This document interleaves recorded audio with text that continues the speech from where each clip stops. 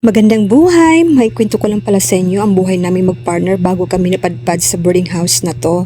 Way back 2011, ibang boarding house po ang inupahan namin. Pero pagkalipas ng 3 buwan ay umalis na kami sa boarding house na yon at ito na nga yung inupahan namin, ang boarding house ni Doc. Yes po, nangungupahan din kami dati sa boarding house ni Doc. Wala kaming koneksyon o ni anong relasyon sa pamilya ng may-ari dito. Boarders lang talaga kami dati dito. 2012 nung lumipat kami dito at bagong gawa lang ang boarding house na to at mayroong dating caretaker talaga na nangangalaga dito. Naging mag-close ang partner ko at ang papa ng may-ari kasi lagi silang nagkukwentuhan sa tuwing pumupunta ito sa boarding house.